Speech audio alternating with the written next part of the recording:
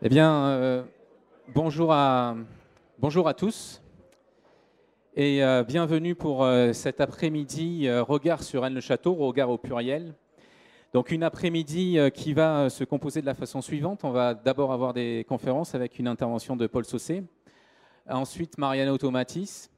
J'interviendrai moi-même après et on va enchaîner avec une grande table ronde avec Antoine Captier, Claire Corbu, Jean-Pierre Monteil, Michel Vallée, donc tout un tas de personnes qu'on n'a pas vues pour certains depuis très longtemps. Je pense à Jean-Pierre Monteil, hein, ça fait 20 ans, plus de 20 ans, 22 ans qu'il n'a pas fait de conférence à Rennes-le-Château, donc en soi c'est un événement. Cette table ronde sera animée par Ludovic Richet de Arcana TV, que certains d'entre vous connaissent sans doute. Et on aura au milieu de la table ronde une petite pause d'une trentaine de minutes où Vincent Mardelet, qui est parmi nous aussi, qui pourra en parler, va nous présenter le premier épisode d'une web-série sur laquelle il travaille. Web-série en plusieurs épisodes. Et cet épisode, qui est le 2 dans la chronologie de sa web-série, est consacré à Rennes-le-Château. Donc on a jugé opportun de montrer un exemple de production qui se fait encore aujourd'hui sur Rennes-le-Château, puisque vous l'aurez sans doute remarqué, même si le sujet est pratiqué depuis longtemps, il ne cesse d'inspirer à la fois les auteurs et puis les réalisateurs et les journalistes. L'idée, c'est de vous proposer des points de vue différents sur cette affaire. Et puis l'idée, c'est aussi pour la table ronde d'interagir avec le public et d'échanger autour de cette affaire qui nous passionne tous. Cet événement est organisé par l'association Terre de Rédé, qui est la plus vieille association basée sur Rennes-le-Château, puisqu'elle a été fondée en 1989. Je les en remercie vivement, deux des membres fondateurs, Claire Corbu et Antoine Captier, qui nous ont fait l'amitié de venir pour cette journée et qui nous parleront aussi de leur dernier ouvrage d'ailleurs. Ils ne sont pas là qu'en tant que fondateurs de Terre de Rédé, ils sont là aussi en tant qu'auteurs. Donc voilà, 30 ans de Terre de Rédé, c'est une longue histoire et on est heureux de vous accueillir et de partager cette passion avec vous. Donc sans tarder, on va commencer, puisque vous avez remarqué que le programme était dense. On va commencer avec la conférence de Paul Saucé. Voilà, tout le monde. Ça marche le micro, oui. Il faut vraiment que je le tienne comme ça, pratiquement. D'accord. Bon, merci Christian de me faire l'honneur d'entamer cette série de conférences. Donc, il y a un vieil adage qui dit qu'on ne vient pas à Rennes-le-Château par hasard.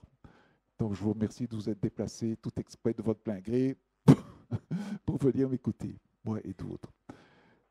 Donc, je n'avais pas retrouvé cette salle ni ce micro depuis 2011, à la fin d'un cycle de 5 conférences que j'avais commencé en 2002, grâce au regretté Jean-Luc Robin sur le thème du tombeau des seigneurs. C'est un thème qui m'a été inspiré par quelques phrases de Claire Corbu et Antoine Captier dans leur livre L'héritage de la Bessonnière, petites phrases qui sont passées pratiquement inaperçues à l'époque. J'en profite ici pour les remercier, l'un et l'autre, d'avoir écrit cet ouvrage il y a déjà 34 ou 35 ans, si je ne m'abuse, et qui est un des seuls ouvrages qui soit consacré à Rennes-le-Château, qui soit basé sur une recherche méticuleuse des faits. C'est un ouvrage qui était à contre-courant d'une littérature qui est malheureusement devenue, au fil du temps, totalement prépondérante, qui exploitait la veine des mystères autour de la Bessonnière, de son église codée, de son trésor, etc. Et qui est, sans parler évidemment d'autres mystères qui sont agglutinés autour de ça, avec l'énigme sacrée et le Da Vinci Code. Je voudrais simplement dire qu'il y a une sorte de chape mythologique qui s'est abattue sur Rennes-le-Château, qui est si écrasante qu'elle a quasiment occulté tout ce qui est tout le réel, je dirais, de la réalité du site, son histoire, l'histoire du lieu, l'histoire des seigneurs qui ont habité, l'histoire de ces monuments, l'église, le château, les remparts, en bref, qui a occulté l'histoire avec un grand H qui s'est déroulée ici au cours des siècles. Pourtant, les historiens et les archéologues trouveraient ici une belle matière à compléter l'histoire du lieu de l'ancien comté de Razès et du Languedoc en général. Et c'est justement ce à quoi, moi personnellement, je me suis attaché depuis plus de 20 ans et que je vais essayer de partager avec vous cet après-midi. Donc, mon propos d'aujourd'hui sera un village. What else? Donc, pour ceux qui ne sont pas vraiment familiers avec l'endroit, il y en a certains d'entre vous, je ne crois pas que vous soyez la majorité, mais enfin, je vais vous donner quelques points de repère. L'entrée du village est là, le château est là, l'église est là, le belvédère de la Bessonnière avec la tour Magdala est là. Et pour que vous ne soyez pas du tout perdus, nous sommes ici. Bon. Alors, je viens de dire donc, que c'est un village mythique, effectivement. Donc, la même vue, mais qui est beaucoup plus rare, celle-là, qui est prise tout à fait dans l'autre sens. C'est une vue du nord-est. Donc, on a les mêmes points de repère, mais à l'envers, le belvédère, l'église, le château, l'entrée du village, où on est toujours là. Et alors, il y a dans cette vue un petit détail, qui est celle-ci, qui est une tourelle, sur laquelle j'aurai l'occasion de revenir plus tard. Alors,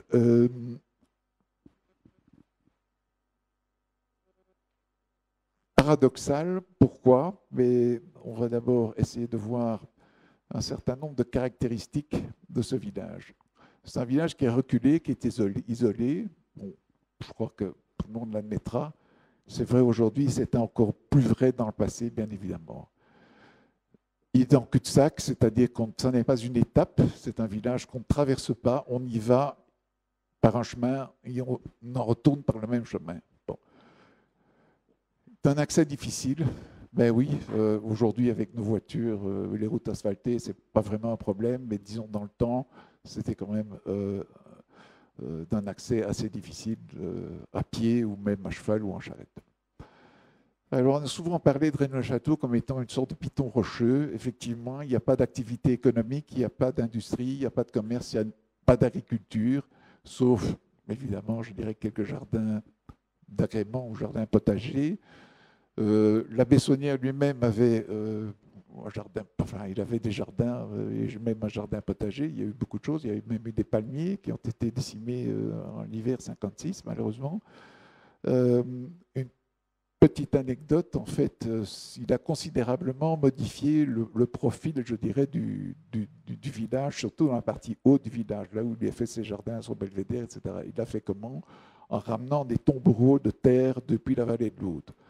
Et c'est comme ça qu'on retrouve dans le musée des choses qu'on a trouvées donc, ici à Rennes-le-Château, mais qui sont qui proviennent en fait donc de la terre alluvionnaire qu'il a prise dans la vallée de l'Aude. On a retrouvé des tessons de poterie grecques, romaines, des pièces de monnaie, etc. Donc il y a beaucoup de gens qui ont dit « Ah ben oui, alors Rennes-le-Château a été une espèce d'acropole gallo-romaine ou que sais-je », mais c'est complètement faux. Donc simplement, on a retrouvé ces tessons et ces pièces sur les rives de l'Aude. D'ailleurs, c'est une constante en archéologie. Si vous cherchez des tessons ou des pièces romaines, fouillez les rives des rivières. Bon. Alors, je continue. Voilà, c'est un climat qui est relativement rude. Il peut faire en dessous de 0 degré en hiver, plus de 30 degrés en été. Il est venteux et j'ai oublié d'ajouter pluvieux. Bon, ça c'est pour aujourd'hui. Alors, au point de vue de la population, il y a officiellement moins de 60 habitants aujourd'hui. La population a commencé à décliner fortement au milieu des années 60. Et aujourd'hui, alors qu'il y a plus d'un siècle, en fait, il y avait un pic de 474 habitants. Donc ça, c'était vraiment le pic de population. Donc Rennes est au confluent de 2 vallées fluviales, l'Aude et la Salle, c'est assez important. Sa position est élevée, ça on le sait, elle domine de pratiquement 270 mètres les vallées de la Salle de l'Aude. On reviendra sur ce point plus tard. Il y a une église romane, un château, des vestiges de remparts médiévaux, mais en fait on sait très peu sur l'histoire, je dirais, de ces monuments. Alors, ça c'est un petit peu plus compliqué au point de vue technique. C'est un relief karstique, ça veut dire quoi? Ça veut dire qu'en fait c'est un sous-sol qui est parcouru de galeries, de grottes, de cours d'eau, et il y a donc même une source. Donc ça c'est typique, je dirais, d'un paysage qui est érodé, donc c'est essentiellement, je dirais, un terrain qui est calcaire et qui a été érodé au cours des siècles par l'eau. Donc voilà. Donc la question qui se pose, c'est avec toutes ces caractéristiques qu'on a vues et qui sont bon, parfois un peu négatives, mais elles ont toute leur importance et certaines sont d'ailleurs primordiales dans l'histoire. La question qui se pose, c'est qu'est-ce qui a bien pu pousser des gens à venir habiter une colline, un village qui est en cul-de-sac au sommet d'une colline qui est isolée, difficile d'accès dans une campagne pauvre avec un climat rude. Donc là, il y a vraiment un point d'interrogation. Et pour commencer à expliquer ce relatif paradoxe, il faut remonter assez loin dans le temps, au temps de la Gaule méridionale. Bon, donc la Gaule méridionale, c'est l'ancienne province romaine de la Narbonnaise, Narbonnaise première, donc Narbonne en étant la capitale, et qui comprend, vous voyez en bleu, le Pagus Raidensis, qui est en fait donc un territoire qui est occupé par, pense-t-on effectivement, donc une tribu gauloise, les Rhédones. Donc ça, c'est au IIIe siècle, l'administration est 100% romaine. Un siècle plus tard, IVe siècle, tout va changer. Donc là, il y a eu plusieurs édits des empereurs Constantin et Théodose qui rendent la religion chrétienne officielle. Bon. Qu'est-ce qui se passe? C'est que ce sont désormais les évêques qui exercent à la fois le pouvoir civil, militaire et religieux. Qu'est-ce qui va se passer également? C'est qu'ils vont envoyer dans les campagnes des missionnaires pour évangéliser les campagnes n'étaient pas très il y avait beaucoup le christianisme était assez implanté dans l'aristocratie romaine, mais pas tellement évidemment dans la campagne. Et donc c'est ce qui a motivé les évêques à envoyer des missionnaires, notamment à Rédé, parce que, comme je l'ai expliqué, le relief et les caractéristiques de Rédé à l'époque, le piton rocheux, les grottes, la source, etc., sont typiques, je dirais, ou sont tout à fait typiques d'un endroit où se développaient les cultes païens.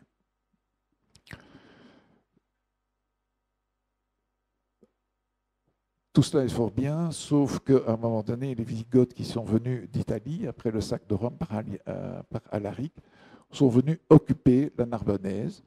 Ils ont établi leur capitale à Toulouse en 415. Une autre ville importante était Narbonne. Alors je dis bien qu'il s'agit d'une occupation, mais pas d'une invasion. Donc il faut savoir qu'à l'époque, les Visigoths sont des Goths parmi d'autres, et ces Goths étaient occupaient des fonctions, je dirais, importantes dans l'armée romaine. L'armée romaine était essentiellement composée, il y avait énormément d'étrangers. Et parmi ceux-là, il y avait même des Gaulois, parmi ceux-là, il y avait des Goths qui étaient particulièrement doués dans l'art de la guerre et qui se sont retrouvés à des postes tout à fait importants à l'époque. Par exemple, du temps justement d'Alaric, qui était le personnage le plus important à Rome, ce n'était pas l'empereur Honorius, c'était un Goth. C'était Flavius Stilicho, qui était le général en chef des armées et qui était même le régent, parce qu'Honorius, à cette époque-là, n'avait que 4 ans. Donc, c'est pour dire l'importance qu'avaient les Goths dans l'armée romaine. Donc, l'occupation s'est faite, je dirais, dans les règles. Donc, il y a un traité qui a été passé entre les Visigoths et les Romains. C'était en 419. Et il y a le chef des Visigoths à l'époque, Wallia, Ataulf, qui a épousé, en fait, une otage, Gallia Placidia, qui a quand même une certaine importance dans l'histoire ici de la Narbonnaise à l'époque, qui était un otage qui était la demi-sœur de l'empereur romain et qu'ils avaient pris en otage après le sac de Rome. Donc ça se fait à peu près dans les règles, ce n'est pas une invasion, d'autant que déjà, je dirais, avant même qu'il y ait l'occupation des Visigoths, le territoire de la Narbonnaise était un endroit, entre guillemets, je veux dire, de villégiature. C'est une terre que les vétérans dans l'armée romaine favorisaient pour passer, je dirais, leur retraite. Donc, comme il y avait beaucoup de Goths dans l'armée romaine, il y a beaucoup de Goths qui se sont établis après une carrière dans l'armée dans la Narbonnaise, et finalement, donc, les Visigoths qui sont venus s'implanter là retrouvaient sans doute, je dirais, des cousins, des amis, etc. etc. Donc il n'y a rien d'extraordinaire au fait qu'ils se soient implantés dans la Narbonnaise. Le temps passe, il y a un certain nombre de rois wisigoths, dont un qui lui est particulièrement belliqueux et particulièrement téméraire, donc il se dit pourquoi pas, je vais envahir l'Ibérie, qui est donc l'ancien nom d'Espagne, je vais envahir le royaume de Clovis au nord, et je vais remplacer comment dire, les évêques orthodoxes, pour ne pas dire catholiques, le mot exact à l'époque est orthodoxe, par des évêques ariens. Donc il faut savoir que les Wisigoths étaient de confession arienne, chrétiens, mais de confession arienne. En très résumé et très bref, l'arianisme est une doctrine donc, qui nie simplement la divinité du Christ. C'est vraiment très résumé, mais c'est à peu près ça.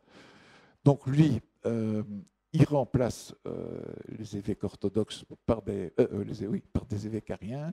Quand je dis remplace, c'est un mot qui est bien gentil parce qu'en fait, il en a fait emprisonner, comment dire, il a fait exiler d'autres et même il a torturé et mis à mort un certain nombre de ces évêques. Les évêques orthodoxes, ceux qui restaient, je vais dire, se réunissent en concile à Agde en 506. Et en fait, c'est simplement, je dirais, le concile, c'est un parlement à l'époque, hein, donc, puisqu'en fait, c'est des termes, je dirais, ecclésiastiques qu'on connaît aujourd'hui, mais à l'époque, c'est simplement un parlement. Donc, comme les évêques sont les titulaires donc, des pouvoirs civils, militaires, religieux, ils se réunissent en parlement à Agde pour dénoncer les exactions du roi Euric. Ça parvient assez rapidement aux oreilles de Clovis, donc qui défait les Wisigoths à Vouillers. Donc ça c'est en 507, ça c'est l'histoire qu'on apprend à l'école. Il reprend Bordeaux en 508. Il se dirige vers Toulouse, il libère Toulouse, mais en même temps il a affaire aux Vascons qui se sont rebellés et profitant, je dirais, du désordre général qui ont envahi une partie ou une grande partie de l'Aquitaine. Les Wisigoths replient leur capitale de Toulouse vers Carcassonne. Clovis les poursuit dans Carcassonne. Malheureusement, il n'a pas. Donc, déjà, la frontière change. Malheureusement, les Wisigoths font appel à leur cousin ostrogoth qui était resté en Italie, capitale Ravenne, ce qui fait que Clovis n'a pas réussi, je dirais, à les déloger complètement de la Narbonnaise. Enfin, toujours est-il que dans les temps qui ont suivi, les Wisigoths replient leur capitale sur Barcelone et puis finalement sur Tolède. Léovigide, quelques années après, là, il exerce aussi, je dirais, un certain nombre de persécutions contre les évêques locaux. Et c'est une histoire assez triste parce qu'en réalité, c'est un roi qui a appris que son propre fils et successeur avait épousé une chrétienne orthodoxe. Et donc ça, il n'a pas du tout apprécié. Ça a fini, je dirais, en drame, puisqu'il a fait exécuter son fils par un coup de hache à travers le crâne. Et en même temps, un certain nombre d'évêques qui s'étaient ralliés à son fils, le fils en question, qui s'était aussi rebellé contre son père. Donc, le cas de l'évêque de Carcassonne est assez particulier, parce que donc on apprend qu'il s'est réfugié à Rédé et qu'il a établi là, en fait, un évêché en exil. Bon. Ce qu'il faut savoir, enfin, je l'ai dit quand même, bon, les évêques exerçaient le pouvoir civil, militaire et religieux. Donc quand les historiens disent que l'évêque de Carcassonne s'est réfugié à Rédé, il n'est pas venu à Rédé tout seul avec sa mitre et sa crosse. Hein. Donc c'est des gens qui sont extrêmement puissants, qui ont une cour.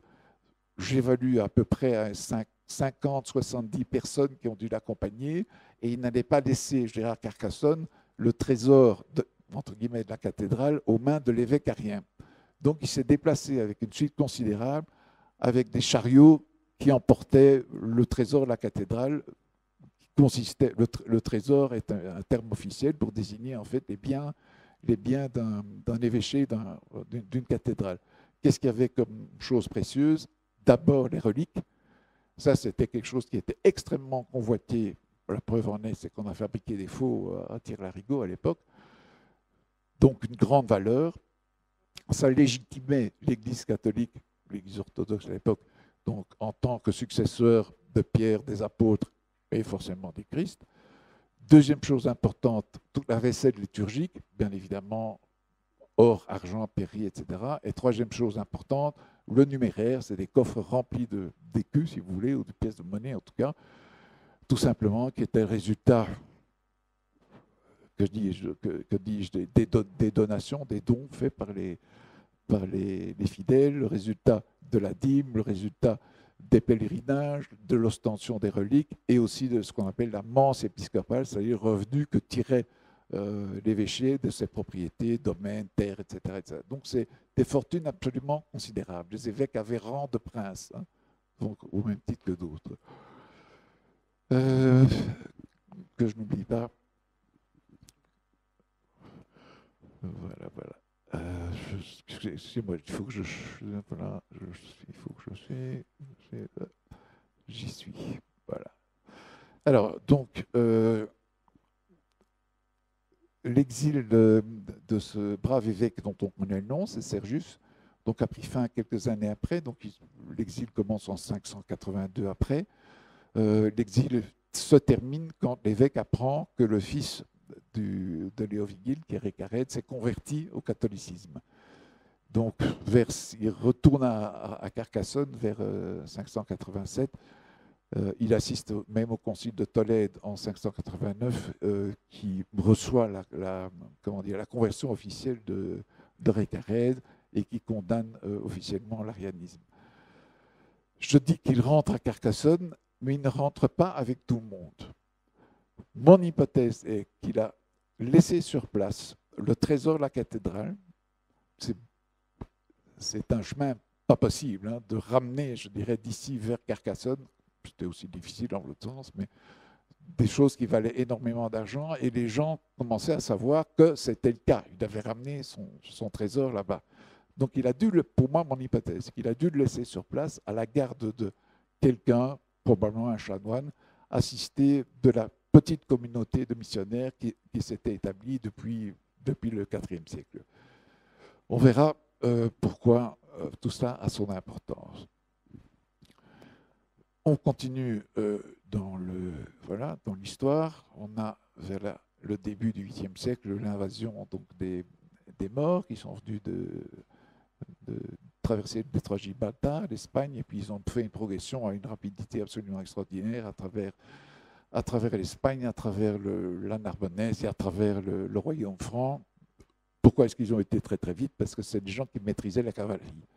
Donc les Romains ne maîtrisaient pas la cavalerie, ni les Francs, ni les Arabes, les Maures en tout cas, oui. Alors, on a un épisode qui est similaire à cette époque-là, c'est l'archevêque de Narbonne qui trouve lui aussi refuge à Rédé. Donc, il faut se rendre compte qu'il est presque certain que la sûreté du lieu, donc ici de Rédé, circulait parmi les évêchés de la région, et qu'il est certain que l'archevêque de Narbonne avait connaissance des aventures de son prédécesseur Sergius 140 ans plus tôt, et qu'il savait que c'est ici qu'il fallait se réfugier pour échapper aux persécutions des Maures. Comment sait-on tout ça? Eh bien, en lisant des ouvrages par deux historiens. Le premier, c'est Guillaume Besse, qui a écrit l'histoire des ducs, marquis et comtes de Narbonne. Notez que dans la dédicace, qui est la deuxième page en jaune, là, la dédicace est à François Fouquet. François Fouquet, qui était l'archevêque de Narbonne à ce moment-là, et qui n'est autre que le frère de Nicolas Fouquet, qui était l'intendant des finances de Louis XIV. Donc, que dit ce Guillaume Besse? Il dit, voilà, le comté de Razès, donc du Razès, qui est appelé aussi Reddas ou Redès, était aussi un ancien évêché érigé du temps que les Wisigoths, ayant fait de la cité de Carcassonne leur principale forteresse pour y remettre leurs trésors et tenir cette place sous le commandement d'un comte et d'une forte garnison. Les Wisigoths donc contraignirent l'évêque orthodoxe de Carcassonne à se retirer dans ces mêmes montagnes, les montagnes donc de Razès, pour y continuer l'exercice de la religion, loin de celle que les Wisigoths professaient dans Carcassonne sous l'autorité d'un évêque arien. Donc là, c'est assez clair. Comment on le situe, je dirais, à l'époque du roi Léovigile, c'est tout simplement parce qu'avant 530, il n'y avait pas encore d'évêché à Carcassonne. Donc c'est après. L'autre auteur, c'est Pierre de Marca, qui a écrit l'histoire de Béarn, et dans lequel il dit, voilà, je me persuade que du temps des Sarrasins qui se fortifièrent à Narbonne, ils rejetèrent à Razès l'exercice des chrétiens avec leur archevêque. Donc voilà les deux sources historiques sur l'exil de deux évêques à 150 ans ou 140 ans de distance. Je reviens un petit peu sur la carte donc de la région qui représente la situation qui était après la perte du Toulousain par les Wisigoths grâce à Clovis. Donc, entre-temps, Clovis il a réglé le problème des Vascons et il a érigé cette partie du territoire en duché. Donc, la frontière dont je veux parler est celle-ci qui vient en bleu. Bien.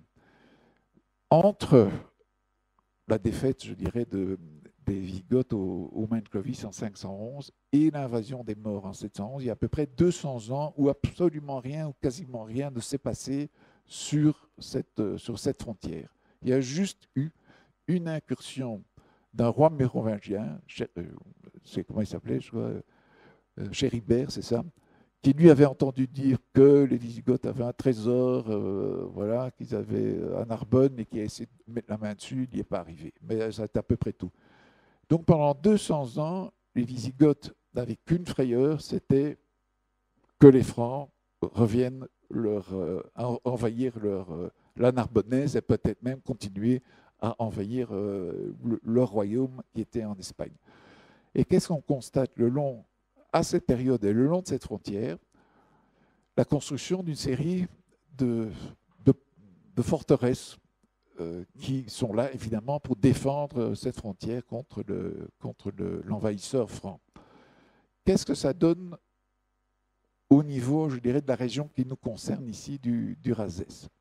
Donc voilà une carte, je ne sais pas si on voit très bien, oui, ça va. Ça, c'est l'Aude, donc qui prend sa source dans les Pyrénées, qui se jette après dans la Méditerranée. Pourquoi je mentionne l'Aude ici? C'est parce qu'à l'époque, donc, les armées se déplaçaient le long des rivières. En été, au printemps, en été, le long des rivières, tout simplement parce qu'il fallait pouvoir abreuver les hommes et les chevaux. Et en été, parce que le fourrage était abondant. Donc, c'est une voie de pénétration du nord vers le sud.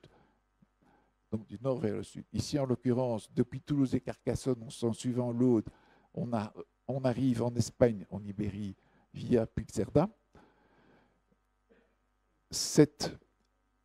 Rien que sur la portion qui nous concerne, donc il y a à peu près une dizaine de places fortes qui sont érigées. Certaines n'existent plus, mais certaines existent encore. Une autre voie possible était de suivre le cours des Rémentis et d'envahir l'Ibérie via le pas de la Case. De nouveau, une série, je dirais, de places fortes, de châteaux forts. Une troisième voie, c'est le long de la Boulzane, Maury, et on va en Ibérie via le Perthus.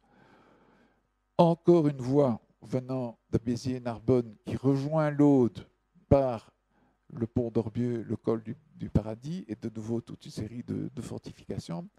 Et un petit raccourci par le col Lardoula, le cours du Maury, où on a encore des châteaux comme Aurillac qui n'existent plus, Perpertus, Quéribus.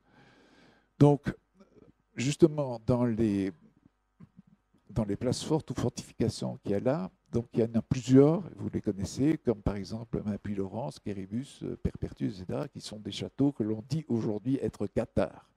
Bon, moi, mon hypothèse, c'est qu'à la base et à l'origine, pas dans la forme où on les connaît aujourd'hui, mais à la base et à l'origine, c'était des places fortes wisigoths ou simplement des postes d'observation qui contrôlaient justement tous ces accès, qui contrôlaient l'éventuelle pénétration, je dirais, des Francs vers le sud. Ces places fortes n'étaient pas isolées, elles communiquaient entre elles. Alors moi, je vais vous montrer ce que c'est l'Internet wisigoth. Voilà. Donc, vous avez ici au milieu Rennes-le-Château, Rédé. Vous avez, je reviens donc à la petite tourelle que je vous avais montrée au tout début de cet exposé. Il y en a en fait deux. Ce sont des tours à signaux. Donc, on envoyait des signaux lumineux, la nuit essentiellement, d'un point haut à un autre point.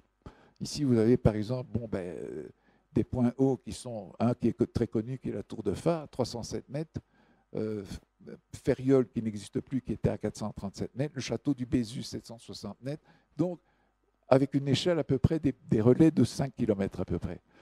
Donc voilà, on pouvait communiquer par signaux optiques et par relais successifs, ça pouvait arriver jusqu'à Tolède. Et j'ai fait le calcul, je ne suis pas le seul à l'avoir fait, il y a des spécialistes comme Annie Depus qui l'ont fait avant moi. Donc un message qui partait par exemple de Rédé pouvait atteindre Tolède en moins de 12 heures. Donc c'est assez extraordinaire. Évidemment, c'est optique, hein, ce voyage à la vitesse de la lumière. Un dernier tableau ici pour vous prouver que Rédé est une fortification qui regardait vers le nord et pas vers le sud, qui essaie de se protéger d'un ennemi venant du nord et non pas du sud. C'est quand on regarde des altitudes. Par exemple, Rennes, ici au milieu, est à 507 mètres d'altitude et comme je l'ai dit au début, domine des vallées de la Salse et de l'Aude d'à peu près 270 mètres. Les tours à signaux, elles, sont situées sur le versant sud et en contrebas. Pour l'une, le contrebas de 44 mètres par rapport à Rennes, à Rédé, et l'autre en contrebas de 109 mètres. C'est-à-dire que quand des signaux lumineux partaient de là, ils ne pouvaient pas être visibles du nord, d'en face. Donc ça prouve bien qu'ils voulaient cacher leur communication d'un ennemi éventuel qui se situerait au nord.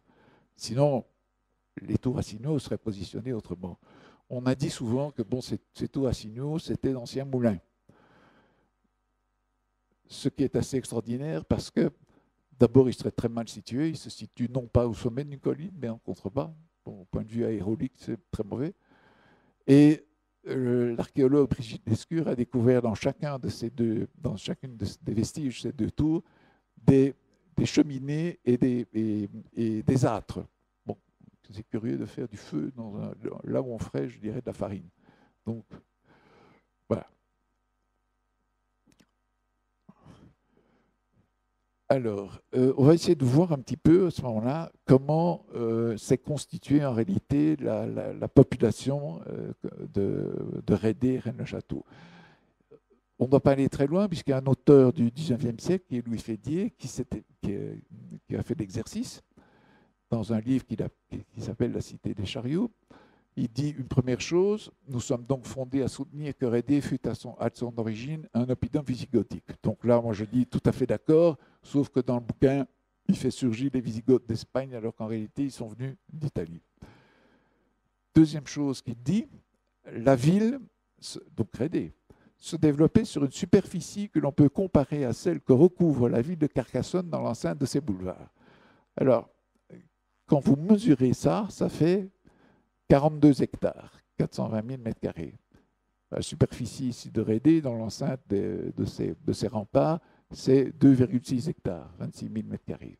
Bon, pour arriver à imaginer, je dirais, 40 hectares, il faut déjà le faire. Alors là, on peut se faire à l'idée approximative du chiffre de la population, tant civile que militaire. Donc il avait compris quand même que c'était une fortification, qu'il y avait une présence militaire dans cet oppidum visigothique. Donc une idée approximative du chiffre de la population tant civile que militaire, renfermée dans la cité, par un élément d'approximation que nous a conservé une tradition locale, laquelle on ne sait pas, consistant en ce fait que l'on comptait à Rédé 14 étals de boucherie. Bon, là, on navigue complètement dans l'imaginaire. Mais un auteur contemporain a repris en fait les idées de Fédier et les a même, je dirais, développées. Et il reprend, il dit voilà, Rédé s'étendait quasiment jusqu'aux falaises qui surplombent le ruisseau de Couleur là-bas, ça fait de nouveau 40 et quelques hectares. Dans une enceinte fortifiée de 3 km, c'est 5 fois plus que la cité en surface et 2 fois plus en longueur la cité de Carcassonne. Donc, c'est énorme.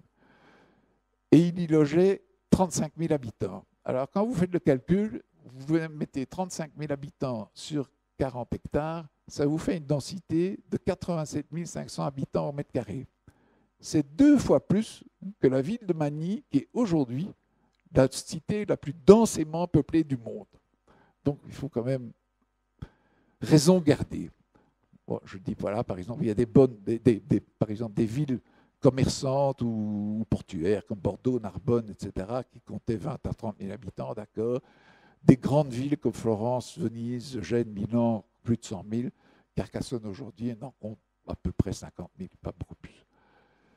Alors, il dit autre chose. La cité de Rédé possédait 2 églises, l'une sous l'invocation de la Sainte Vierge. Donc, à l'époque, il dit bien la Sainte Vierge, pas Marie-Madeleine.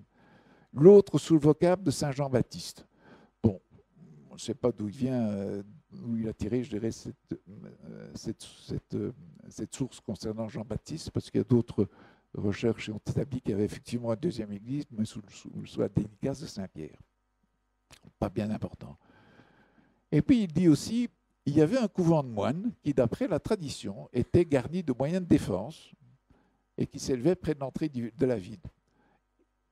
Et par ailleurs, il dit aussi, on créa à Rédé un archidiaconé qui était régi par un chanoine de Carcassonne. Je vais revenir là-dessus. Simplement, un archidiaconé, c'est quoi? Mais c'est une circonscription religieuse qui est placée sous cette subdivision d'un diocèse, si vous voulez, qui est placée sous l'autorité de l'archevêque de Carcassonne, en l'occurrence. Bon, retenons ça pour l'instant, ça va jouer un rôle plus tard. Alors, comme un dessin vaut mieux qu'un très long discours, on va voir ici de façon ludique comment la cité de Rédé, Rennes, s'est peuplée à l'époque des Wisigoths. Voilà. Bon, comme je vous ai dit au début, il y avait un culte païen qui a été vite supplanté par des missionnaires catholiques. Les Wisigoths se sont rendus compte qu'il fallait protéger leurs frontières, donc ils ont érigé un poste d'observation pour commencer. Bon, là, je me suis amusé à faire des tourelles rondes avec des chapeaux pointus, mais c'est sûrement pas comme ça que ça se présentait. C'était plutôt carré en bois et pas de chapeau pointu. Par après, on décide de fortifier l'enceinte, voilà, correspond au rempart qu'on connaît ici à Rennes-le-Château, voilà, avec 2 portes. Et ça fait un périmètre de 665 mètres avec une surface, donc, comme je disais, de 2,6 hectares. À un moment donné, il a fallu y mettre une garnison. Donc, j'ai fait le calcul sur la base, disons, d'une centurie romaine, puisque les Wisigoths avaient repris tous les codes militaires, juridiques et autres de l'armée romaine. Donc, une centurie se composait d'une centaine d'hommes, d'à peu près 15 officiers et d'une vingtaine d'intendants. Et j'ai mis à côté les habitants parce qu'en réalité, une centurie qui se trouvait en déplacement ou qui s'installait par exemple comme ici sur la colline de Rédé, comptait sur une main-d'œuvre locale pour tout ce qui est leur approvisionnement. Donc la nourriture, le fourrage, les chevaux, etc. Les calculs disaient que il fallait à peu près une quinzaine de locaux, je dirais, pour assurer l'approvisionnement d'une centurie. Et c'est pour ça que je suis arrivé à un chiffre, je dirais, de 95 hommes, 80 personnes. Ça fait une famille de 5-6 personnes par homme qui travaillaient pour la centurie. Donc on arrive à peu près à 200 et quelques habitants qui viennent se gonfler par l'évêque et ses 50 chanoines et 20 clercs, plus les chevaux, etc., etc. Donc on arrive à une population de plus ou moins 300 habitants, ce qui fait une densité de 11 500 habitants au kilomètre carré. On est loin des 87 000 de tout à l'heure, et cette densité est tout à fait comparable à celle d'une ville comme Lyon, par exemple. Donc ça me paraît raisonnable comme approche. On va continuer. Et donc, j'en viens, j'ai quasiment terminé. Je suis à 15 minutes, voilà, c'est parfait. Donc, on récapitule. Alors, donc, situé au sommet d'un pic rocheux, etc., bon, on a un culte païen, peuplé par épisodiquement, parce que bon, il n'y avait pas une population qui était sédentarisée, peuplé épisodiquement par des pèlerins qui venaient, je dirais, au solstice, aux équinoxes, aux fêtes païennes, etc. À la fin du IVe siècle, la colline la cible de missionnaires chrétiens. Il y a de l'eau, on peut faire un baptistère, c'est formidable parce que c'est comme ça qu'on convertissait, je dirais, les païens. Conversion qui était de pure forme, mais pour s'assurer que la conversion était un peu plus profonde, eh bien, il fallait, il fallait poursuivre l'évangélisation et une petite communauté de missionnaires devait occuper le plateau à la fin du IVe siècle. Alors, on en vient avec les Wigoths, donc qui, après leur défaite à Vouliers en 507, profitant de 200 ans de trêve, ils renforcent la colline avec des fortifications et une garnison. La garnison emploie de la main-d'œuvre locale, ce que je viens d'expliquer, ce qui sédentarise la population. Et là, c'est probablement l'origine même, je dirais, d'une population qui s'est fixée ici sur le site de Rédé et de Rennes-le-Château. J'en ai parlé, donc l'évêque, les persécutions du roi Léovigild, l'évêque de Carcassonne qui se réfugie à Rédé avec sa suite et le trésor de la cathédrale. Au terme de son exil, l'évêque retourne à Carcassonne mais confie la garde du trésor alors à un corps-évêque. Alors ça, c'est un terme un petit peu barbare, mais avant, on disait donc un archidiaconé était tenu par un archidiacre, mais c'est un terme qui n'est apparu que tardivement, au XIIe siècle à peu près. Avant, c'était des corps-évêques. Et que ça vient du grec kora, qui veut dire la campagne, et épiscopos, qui veut dire le surveillant. Donc, c'est un surveillant en campagne, dans la campagne. Et qu'était comment dire, la situation de l'évêque Sergius à Carcassonne, c'est un évêché, je dirais, en exil, mais qui était à la campagne. Donc, c'est ça. C'est un évêché en campagne. Et donc, je pense, moi, c'est ma théorie, qu'il avait confié la garde du trésor à ce corps-évêque qui restait sur place. Il était sur place avec déjà une population qui était sédentarisée et avec des quelques missionnaires qui étaient là depuis quasiment le début. L'invasion mort, donc effectivement, et avec l'archevêque de Narbonne qui se réfugie à Rédé, donc j'insiste sur le fait que l'information sur la sûreté du lieu ici devait circuler au sein des évêchés et que l'évêque, ou l'archevêque en l'occurrence de Narbonne, était parfaitement au courant du fait que s'il avait un problème, c'est par ici qu'il devait se réfugier. Alors, vers la fin du 8e siècle, donc, Charlemagne érige le Razès en comté pour un de ses lieutenants, qui est Guillaume d'Autun, qui est Guillaume de Guélonne dans la géographie. Rédé s'impose naturellement comme chef-lieu, puisqu'en fait, il y a une garnison, c'est fortifié, c'est équipé.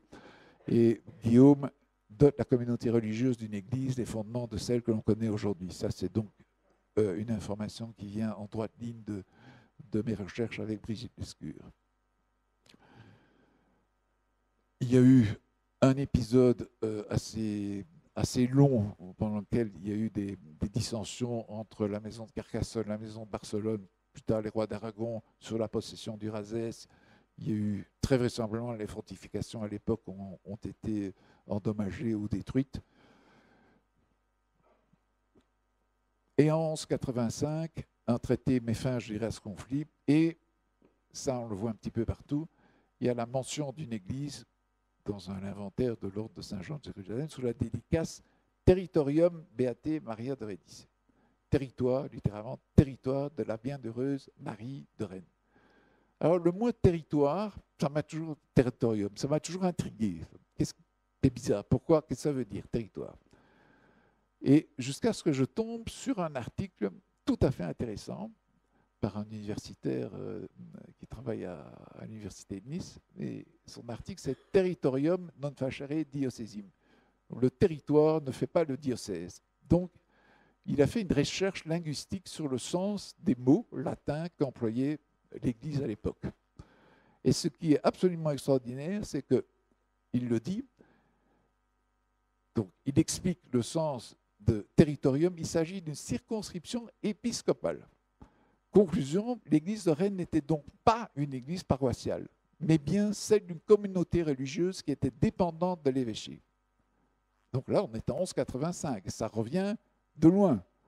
Donc quand je disais qu'il y avait un archidiaconé qui avait été créé au VIe siècle, on le retrouve ici, puisque c'est une circonscription épiscopale. Donc c'est ce que je dis, le lien est donc clairement établi avec l'archidiaconé qui a été créé à Redé au VIe siècle. Bon, les croisades albigeoises suivent, au XIIIe siècle. Redé est épargnée, mais ce n'est pas de sa faute, puisqu'en fait, elle n'avait plus de fonction, je dirais, militaire, puisque les fortifications avaient été détruites. Après les croisades, donc le Razès est inféodé à Pierre de Voisin, et le Redé perd tout à fait perd de son importance au profit du mot. Bon, là, on est au XVe siècle. Donc la dynastie Haute-Poule s'est établie à Rennes. On a 150 ans de paix jusqu'aux guerres de religion, puis vers la fin du XVIe, guerre de religion. Et je pense que c'est à ce moment-là que l'archidiaconé est détruit, parce que dans toute l'histoire, je dirais, de France, l'épisode le plus sanglant et le plus violent envers des gens d'église, ce sont les guerres de religion. On n'a pas été aussi sanglant et aussi violent envers les curés ou les ecclésiastiques pendant la Révolution. Mais oui, pendant les guerres de religion. Donc je pense que c'est à ce moment-là que l'archidiaconé a dû disparaître. Une période de paix revient, on restaure l'église, on construit le château actuel. Il y a 200 ans de paix jusqu'à la Révolution. La Révolution intervient, constitution civile du clergé, énormément d'ecclésiastiques, de prêtres partent en exil, dont l'archevêque d'Alais, qui est un archevêché dont dépendait à l'époque donc Rennes. Sous le Concordat, l'évêché d'Alais est dissous, son territoire est incorporé à l'évêché de Carcassonne. Je signale en passant que la branche Haute-Poule de Rennes s'est éteinte en 1820 et que la baronnie a été dissoute. Alors, j'en viens ici au livre de nos amis Claire et Antoine. Bon, Marie Desnarnaud, Béranger Saunière, liés par un secret. Bien. Un livre qui est tout à fait passionnant, intéressant, extrêmement bien écrit et on ne s'ennuie pas une minute. Et à la fin de ce livre, il y a un petit article ou un supplément qui est écrit par Michel Vallée, qui est l'éditeur. Et que dit-il? Que l'archevêque d'Alais, Monseigneur Lacrope de Jondarac, avant son exil en Espagne, aurait lui aussi mis en sûreté le trésor de la cathédrale d'Alais dans un tunnel, c'est le mot qu'a employé Marie Desnarnaud, enfoui sous l'église de Rennes-le-Château. Donc voilà encore un évêque qui est au courant. Ceci ne fait que confirmer l'information sur la sûreté du lieu. Encore un évêque qui est au courant du fait que s'il faut se protéger, soi-même ou ses richesses, c'est ici qu'il faut les mettre, c'est ici qu'il faut venir. Est-ce que ça pourrait expliquer l'origine du trésor de la Bessonnière? Parce que si Monseigneur de Chanterac savait, je viens de dire que l'archevêché d'Alais a été dissous et son territoire a été annexé à celui de l'évêché de Carcassonne. Mais il faut aussi croire que les archives sont transférées d'un endroit à l'autre. Et effectivement, on trouve un autre archevêque, Monseigneur de Bonne-Chose, de Carcassonne, lui qui a été donc archevêque de Carcassonne de 1848 à 1865. Et quand on lit sa biographie, on s'aperçoit que ce brave archevêque, évêque plutôt, il inspectait les églises de son diocèse avec tant de méticulosité que ça avait surpris, je dirais, son entourage, et que cet entourage se demandait s'il ne cherchait pas quelque chose, ne cherchait pas à trouver quelque chose. Alors, est-ce qu'il avait hérité d'informations venant de son prédécesseur à Alais, Monseigneur de Chantrac, sur un trésor éventuel dans la région?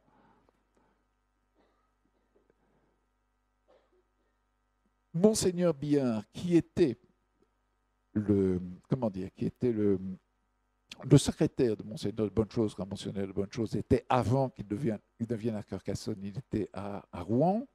Il avait dans son personnel un certain abbé Billard à l'époque, qu'il a chaudement recommandé pour le poste d'archevêque ici à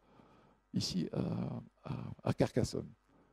Donc, il y a une sorte de transmission, je dirais, d'informations On peut se demander si, effectivement, quelque part, Monseigneur Biard avait une information. Est-ce qu'il ne l'a pas transmise à l'abbé Saunière? Est-ce que l'un et l'autre n'étaient pas en cheville? Est-ce que l'un et l'autre se tenaient, je dirais, par la barbichette, hein?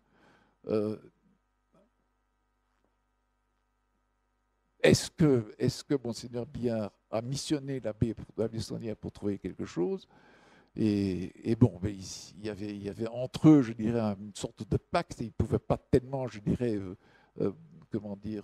révéler ou trahir ce pacte parce qu'ils se tenaient mutuellement, hein, bon, l'un ou l'autre. Et je rappelle, parce que c'est une chose que j'ai trouvée aussi, que quand Monseigneur de Beauséjour, donc, qui a succédé à Monseigneur Biard, il n'est pas venu trouver Béranger Saunière tout de suite, en lui demandant c'est quoi, d'où tenez-vous cet argent, vous avez fait toutes ces constructions, etc. Non, c'est pas ça. Son premier problème, ça a été de résoudre le problème de son prédécesseur, qui avait littéralement pillé la caisse de retraite des curés, qui avait, qui avait fait de la captation d'héritage, enfin tout ça est très documenté, etc. C'est ça et il a trouvé qu'il y avait quelque chose entre Monseigneur Biard et l'abbé Saunière. C'est comme ça qu'il est arrivé. Mais au départ, ce n'était pas l'abbé Saunière qui était visé d'abord, c'était Monseigneur Biard et ses trafics. Et puis après, bon, c'est l'abbé Saunière qui a... Alors, moi, ce que je dis comme conclusion, mais c'est ma conclusion, que Rennes a été le coffre-fort des évêques en exil pendant 1200 ans. Où, à ce jour, un millénaire et demi, c'est l'Église en détient encore les clés. Voilà. Merci pour votre attention.